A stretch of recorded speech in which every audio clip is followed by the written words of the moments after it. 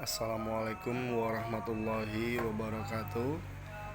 Selamat pagi anak-anak sekalian. Mudah-mudahan kita semua di pagi hari ini selalu diberikan kesehatan, nikmat sehat, nikmat iman, nikmat Islam, sehingga pada pagi hari ini mudah-mudahan kita semua bisa tetap mengikuti pembelajaran secara online. Baik anak-anak sekalian, untuk materi pagi hari ini mari kita buka bukunya di halaman 13, yaitu tentang arti penting memahami keberagaman dalam bingkai Bhinneka Tunggal Ika. Kita masih di bab keberagaman ya. Bhinneka Tunggal Ika itu merupakan semboyan dari bangsa Indonesia. Ada yang tahu artinya? Ada yang masih ingat dong? Ini barangkali mungkin di SD juga sudah pernah dibahas ya. Apa sih itu arti Bhinneka Tunggal Ika? Ya, Bhinneka Tunggal Ika itu merupakan semboyan bangsa kita yang artinya walaupun berbeda-beda tetapi tetap satu jua. Maksudnya apa di sini? Berbeda-beda. Ya, seperti yang kita ketahui, bangsa Indonesia ini terdiri dari kepulauan. Ya.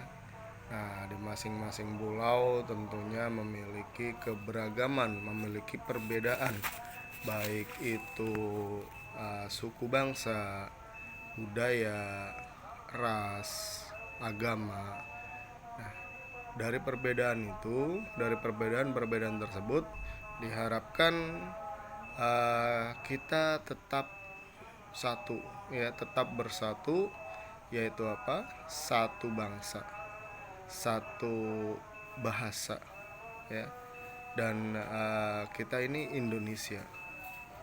Ya, jadi jadikan perbedaan itu menjadikan sebuah kekayaan di dalam bumi Indonesia ini, sehingga menjadi daya tarik bagi para wisatawan asing untuk datang ke Indonesia untuk mengetahui seberapa kaya sih bangsa Indonesia selain daripada kekayaan alamnya.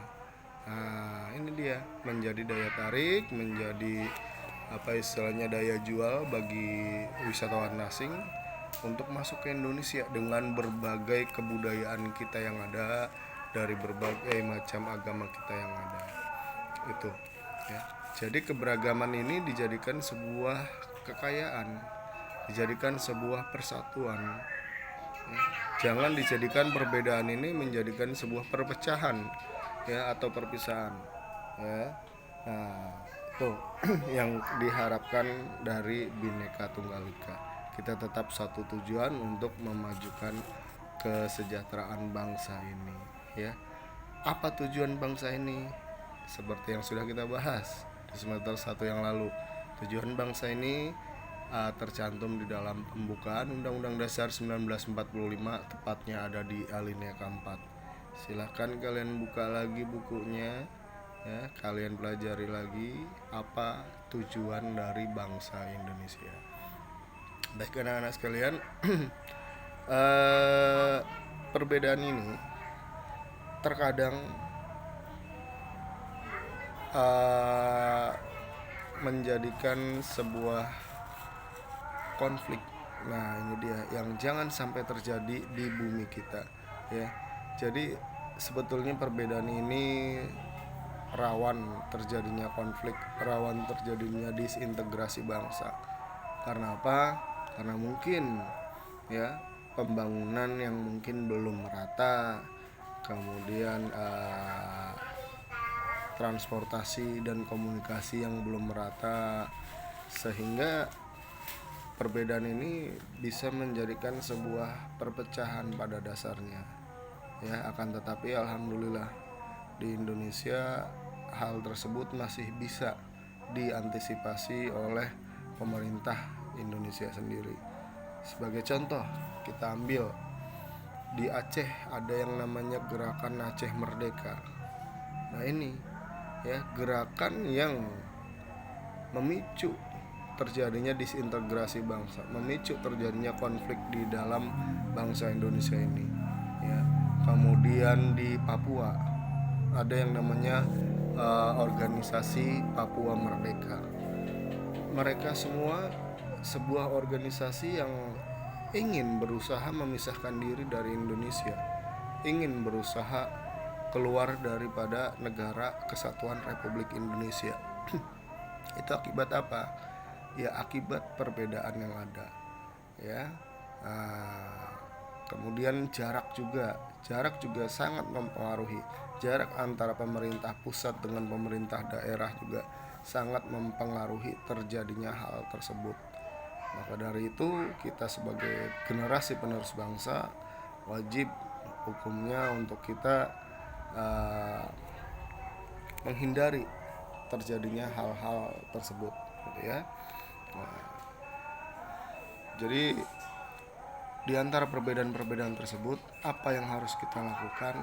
Tentunya yang pertama kita harus mengetahui dulu perbedaan apa aja sih yang ada di Indonesia. Ya kalian sudah paham, kemarin sudah kita bahas ya. Ada perbedaan suku, perbedaan budaya, perbedaan ras ya. Ras itu ciri-ciri fisik manusia, dan kemudian mungkin perbedaan agama. Nah, di sini kita harus saling menghargai, saling menghormati antara ya suku satu dengan suku yang lainnya. Jangan saling menghina, jangan saling meledek, jangan saling merendahkan ya. Dengan agama lain pun sama, kita wajib menghargai. Apabila ada agama lain yang sedang beribadah, maka kita tidak boleh untuk mengganggu ya. Kemudian juga budaya dari suku-suku yang lain tidak boleh saling menghina, apalagi yang sangat rawan di dalam lingkungan sekolah ya. Ini adalah perbedaan ras ya. Nah, ini terkadang saling ledek ya antar teman yang satu dengan teman yang lainnya apabila ada salah satu teman yang rasnya berbeda, ciri-ciri fisiknya berbeda. Nah, ini jangan hal tersebut dijadikan sebagai bahan untuk kalian saling menghina dan sebagainya. Ini tidak boleh, karena hal tersebut dapat menyebabkan perpecahan di antara kita ya. Maka dari itu, yuk kita sebagai generasi penerus bangsa, kita wajib untuk mencari tahu ya apa saja perbedaan yang ada di lingkungan kita, dan kita wajib untuk menjunjung tinggi persatuan dan kesatuan bangsa agar tidak terjadi konflik antara suku yang satu dengan suku yang lain, ataupun antara agama yang satu dengan agama yang lainnya ya. Jadi kita harus memiliki keyakinan yang tinggi bahwasanya bangsa Indonesia ini adalah bangsa yang kaya, bukan hanya kaya akan alamnya, sumber daya alamnya, bukan hanya kaya akan keindahan alamnya, tetapi juga kaya akan kebudayaannya. Kemudian kalian buka di halaman 14. Di sini ada beberapa cara ya, cara untuk menerima dan menghargai orang lain yang berbeda latar belakang budayanya. Nah ya, nih ada tips ya, ada cara bagaimana untuk menerima dan menghargai orang lain dengan latar belakang budaya yang berbeda. Yang pertama di situ adalah kita perlu menghargai dan menerima orang lain atau suku bangsa lain sebagai bangsa Indonesia. Ingat ya bahwasannya Indonesia bukan terdiri dari satu suku bangsa saja, tapi berbagai macam suku bangsa ya. Di Cikarang ada suku Betawi, ada suku Sunda, dan ada suku-suku yang lainnya. Kemudian yang kedua, kita perlu menerima dan menghargai orang lain atau suku bangsa lain sebagai makhluk pribadi dan makhluk sosial ciptaan Tuhan. Walaupun kita berbeda, kita merupakan sama-sama makhluk ciptaan Allah Subhanahu wa taala ya. Mau suku Jawa, suku Betawi, suku Sunda dan yang lainnya, kita tetap sama-sama makhluk ciptaan Tuhan. Kemudian yang ketiga, yaitu kita perlu menerima dan menghargai orang lain, suku bangsa lain sebagai manusia yang memiliki kelebihan dan keterbatasan dalam hal-hal tertentu. Jadi setiap manusia memiliki kelebihan dan memiliki keterbatasan dalam hal tertentu. Kelebihan dan keterbatasan itu dijadikan patokan untuk kita saling mengisi, ya, dan saling menyempurnakan antara yang satu dengan yang lainnya, gitu ya.